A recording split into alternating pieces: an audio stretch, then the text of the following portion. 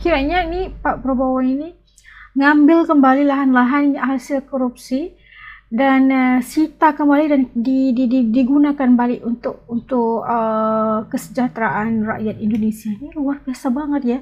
Luar biasa. Satu persatu janji Pak Prabowo telah beliau tepati. Kita ingin Anda sekalian dan seluruh rakyat Indonesia dan semua anak-anak Indonesia dan semua laki-laki dan perempuan Indonesia, kita ingin melihat hidup terhormat, hidup dalam keadaan terhormat. Apa artinya terhormat? Artinya terhormat adalah hidup dalam keadaan berkecukupan. Berkecukupan, alhamdulillah, masya Allah. Cukup papan. Iya, Pak Prabowo telah. Maksudnya kecukupan daripada segi makanan, tempat tinggal dan sebagainya, itu adalah sesuatu yang sangat-sangat luar biasa. Cita-citanya, misinya, visinya Pak Prabowo buat seluruh masyarakat Indonesia. Telah berupaya keras demi terwujudnya rakyat Indonesia yang terhormat. Pak Prabowo telah sikat tanah-tanah koruptor untuk diberikan kepada rakyat kecil.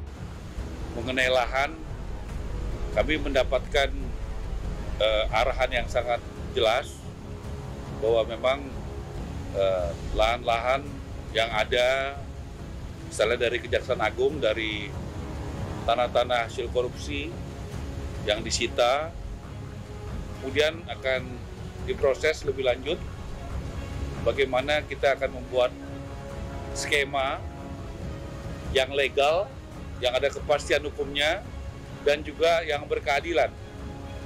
Wah, kiranya ini Pak Prabowo ini ngambil kembali lahan-lahan hasil korupsi dan sita kembali dan digunakan balik untuk kesejahteraan rakyat Indonesia. Ini luar biasa banget ya. Diambil kembali, kamu pikir kamu bisa lepas, bisa lolos?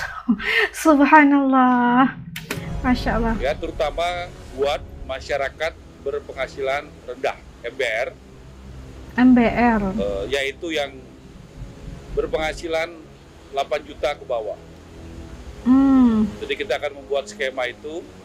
Wah, luar biasa ya. Dan Pak Prabowo juga pernah mengatakan bahwa ia sangat cinta dan hormat pada rakyat kecil. Saudara boleh bangga jadi sarjana, tapi saya dalam hati saya sebenarnya saya sangat hormat sama pedagang kaki lima, sama tukang ojol, sama tukang bakso, sama petani, sama buruh tani, sama pekerja harian, sama buruh di pelabuhan, sama nelayan yang nyawanya dipertaruhkan untuk cari makan untuk istri dan anaknya.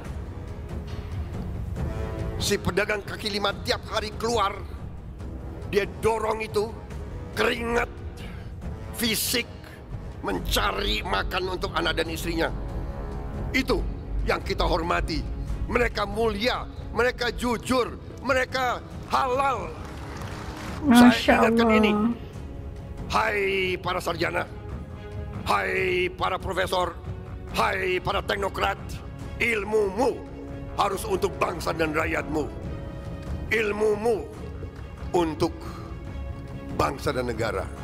Dan begitu kau dapat gelar, begitu kau dapat sarjana, begitu kau dapat penghargaan, jangan sombong. Cintai mereka. Tukang becak, ada yang umur 70 tahun masih narik becak. Itu tugas kita. Itu tugas kita. Tidak boleh ada lagi di atas umur 60 narik becak.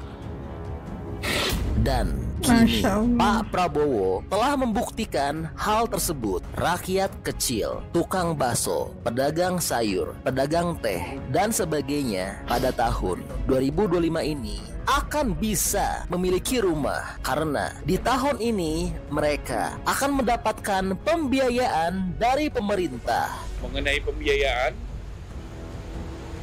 kita bersyukur karena kita sudah bisa memberikan kepada masyarakat yang tidak punya gaji tapi punya penghasilan, seperti bapak penjual bakso, bapak penjual sayur, ya, dan sebagainya, itu tidak punya gaji tapi punya kegiatan usaha. Kita membuat skim cara sehingga rakyat juga bisa memiliki rumah dengan yang memiliki penghasilan tadi, ya, dengan cara-cara mensupervisi, mendampingi, melihat kepada tempat jualannya dan sebagainya. Itu menjadi perhatian Bapak Presiden. Artinya keadilan itu harus dijalankan bukan hanya kepada yang punya gaji, tetapi juga yang tidak punya gaji, tidak bersifat pegawai, tetapi yang bergerak di sektor informal. Itu menjadi perhatian beliau. Iya, Pak Prabowo telah memerintahkan hal tersebut dalam rapat dengan para menteri dan pejabat terkait. Ya, tadi kami melaporkan kepada Bapak Presiden bersama Ibu Menteri Keuangan, Bapak Wakil Menteri Keuangan Pak Suharsil, Bapak Mendagri Pak Tito, kemudian juga Bapak Menteri ATR Pak Nusron, kemudian Bapak Menteri Bappenas, kemudian juga Dirut BTN, kemudian Bapak Seskap. Dan hal ini bukanlah omon-omon belaka, karena semenjak Pak Prabowo dilantik hingga saat ini telah terbangun sebanyak 40.000 rumah untuk rakyat kecil dan jumlahnya akan terus bertambah. Jadi targetnya itu 1 juta per tahun kan, dan sekarang udah terbina 40.000 rumah yang sudah siap diduduki gitu. Jadi kami melaporkan sampai saat ini ada sekitar 40.000 rumah yang sudah kita bangun per 20 Oktober, ya, dan itu juga akan terus bertambah. Dan hebatnya, selain ada sudah dibangun banyak rumah, pemerintah juga sudah menjalankan pembiayaan untuk rakyat kecil. Iya, ini bukan lagi sebuah rencana, namun sudah jalan. Soal skema, tadi saya sudah sampaikan, kita bukan akan siapkan. Saya sudah hadir dan memberikan langsung kepada tukang sayur, kepada tukang bakso. Wah, Masya Allah, udah dilaksanakan. Gaji, karena bukan pegawai negeri dan pegawai swasta, tapi bisa sudah mulai diberikan.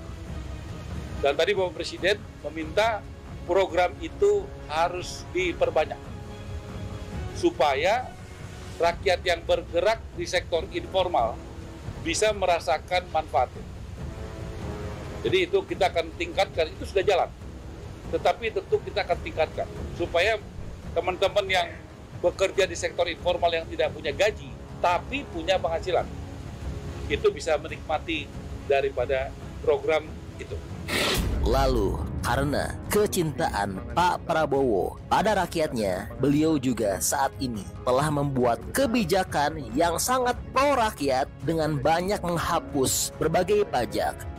Kemudian juga tadi kami laporkan kurang lebih nanti tanggal 20 Januari itu 3 kali 30, 90 hari, ya, ada beberapa kebijakan di pemerintahan Presiden Prabowo yang pro rakyat yang sudah kami lakukan berkat dukungan kerjasama dari Kabinet Merah Putih secara tim, karena kami diminta kerjasama dengan tim Bappenas, ya, Mendagri, Menteri Keuangan, ya, ATR, dan lain sebagainya, semua mendukung. Seperti satu, kita sudah membuat SKB Mendagri, Menteri PU dan kami, yaitu bagaimana BPHTB itu bisa 0%, yang harusnya bayar 5%. Dan itu sangat membantu rakyat.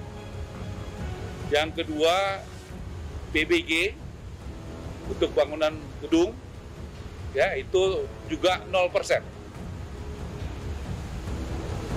Kemudian juga PPN 6 bulan ke depan untuk rumah yang di bawah 2 miliar itu 0%. Ini adalah sesuatu yang tadinya bayar, sekarang menjadi gratis buat rakyat. Rakyat yang mana? Rakyat kecil yang berpenghasilan tadi MBR, ya, berpenghasilan rendah. Jadi seperti arahan beliau, kebijakan harus kepada pro rakyat, dan kami jalankan. Pak Prabowo juga telah memerintahkan semua perizinan harus dipercepat dan harus mempermudah rakyat. Kemudian kami juga sesuai arahan Bapak Presiden sudah membuat kebijakan yang mempercepat urusan rakyat, yaitu dulu tuh namanya IMB, sekarang PBG. Tadinya 45 hari, kita sudah buat SKB itu menjadi 10 hari. Dan rencana minggu depan bersama Pak Mendagri, juga saya undang Bapak Bappenas, itu sudah bisa menjadi 4 jam. Ya, tapi ini baru terjadi di satu kota, Kota Tangerang, dan berharap nanti yang lain mengikuti. Karena prinsip beliau, Presiden, rakyat harus diberikan pelayanan yang cepat. Ya, kalau ada yang bisa dibuat murah, ada yang bisa dibuat gratis. Jadi itu 3 kebijakan yang gratis dan 1 kebijakan yang tadinya lama 45 hari menjadi 10 jam secara umum, tapi khusus di Kota Tangerang itu bisa 4 jam. Ya, secara umum 10 hari, dari 45 hari jadi 10 hari, tetapi ada 1 kota yang luar biasa yang bisa 4 jam. Nah, mudah-mudahan ini bisa Tangerang. Hal yang positif bisa diikuti oleh kota dan kabupaten yang lain. Supaya bupati-bupati, wali kota berlomba-lomba membuat kebijakan sistem SDM supaya rakyat makin mudah, makin murah, makin cepat untuk mengurus perumahannya. Selain itu, demi membantu rakyat untuk mendapatkan akses yang baik dan murah, Pak Prabowo juga akan membangun fasilitas transportasi publik dengan jumlah masif. Dan kami juga tadi berbicara dengan Bapak Menteri Bappenas, bagaimana mengembangkan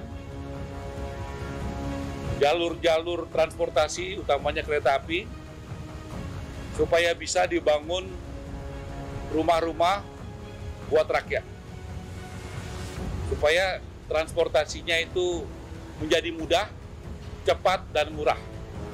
Jadi kita akan mencoba memaksimalkan daerah-daerah yang sudah ada, yang belum ada jalur kereta apinya ya Pak ya, atau yang dulu ada tapi sekarang belum ada, dan juga daerah-daerah baru, supaya nanti isu transportasi ini, konektivitas bisa dieksekusi dengan pendekatan yang efisien ya. Nanti selaras bagaimana jalur listrik, jalur gas, jalur kereta api, semuanya bisa sinergi sebagai satu tim. Dan demi terciptanya pembangunan yang cepat dan menyeluruh bagi rakyat dan negara, Pak Prabowo juga telah mendorong agar investasi asing dapat masuk dengan mudah, dengan lancar, dan tentu dengan jumlah yang banyak dan besar. Dalam beberapa hari, karena kepercayaan dari investor luar negeri sangat tinggi, bagaimana kita tahu Presiden Prabowo berbicara dengan pemimpin-pemimpin dunia, ya, di RRC, ya, di Timur Tengah, di Amerika, ya, di Rusia dan berbagai negara besar, ya, kita harus siap bagaimana nanti begitu ada investasi di bidang perumahan, timnya ada Ibu Menteri Keuangan, Bapak Menteri Bappenas, Bapak Menteri ATR, kemudian nanti dari Menteri BUMN, kemudian dari Menteri Hukum, kemudian juga nanti dari perbankan, kemudian juga dari BPKP, supaya semuanya berjalan dengan legal. Kita mesti menyiapkan tim yang kuat, sehingga nanti begitu investor datang, dia sudah bisa, ini legalnya begini, lokasinya di sini, dan sebagainya. Posisinya seperti apa, hak kewajibannya seperti apa. Dengan tentu prinsip saling menghormati, dan kita mengutamakan kepentingan nasional kita, dan juga bagaimana punya dampak kepada pertumbuhan ekonomi yang berkualitas di Indonesia. Jadi kami juga arahan beliau untuk menyiapkan tim yang solid untuk itu.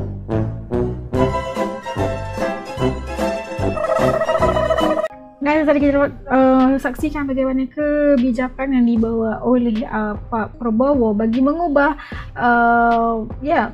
masyarakat ataupun rakyat Indonesia secara keseluruhannya untuk memberikan kecukupan daripada segala hal, terutamanya makanan dan juga tempat tinggal. Dan ini adalah satu misi yang bukan mudah perjalanannya, tapi nggak mustahil bagi mereka yang benar-benar yakin akan misi dan visi ini. Dan juga kepimpinan yang ada di bawah Pak Prabowo juga bukan kaleng-kaleng, guys. Kita melihat bagaimana udah berlangsung ya, bukan hanya sesuatu yang dikatakan hanya omongan atau hanya di planning, hanya di kertas, tapi Pak Prabowo dan timnya telah melaksanakan. Contohnya pelaksanaan rumah gratis 1 juta setiap tahun, dan sekarang udah dibangun 40,000. Ini bagi membolehkan kayak pengusaha-pengusaha yang punya penghasilan tapi tidak punya gaji seperti mana yang dikatakan tadi, untuk turut memiliki rumah sendiri. Itu adalah sesuatu yang sangat baik. Dan lahan-lahan yang telah diambil oleh para koruptor dulu disita dan dikembalikan semula untuk pembangunan dan kemakmuran rakyat Indonesia. Itu sesuatu yang luar biasa. Dan tekad dan nekat yang dibawakan oleh Presiden Pak Prabowo jelas dan nyata, dan kita harus mendukung apa juga hasrat dan kebaikan yang ingin dibawakan oleh kepimpinan Pak Prabowo. Ini bagi seorang sosok pemimpin yang sangat-sangat mementingkan kebajikan rakyatnya, yang harus kalian support, yang harus kalian dukung. Semoga segalanya dipermudahkan. Okey, menurut kalian kayak gimana planning dan juga usaha yang telah dilaksanakan oleh kepimpinan Pak Prabowo sepanjang pelaksanaan tugasannya? Untuk AS luar biasa. Untuk kalian kayak gimana? Titik komen di bawah supaya AS juga tahu apa pandangan kalian.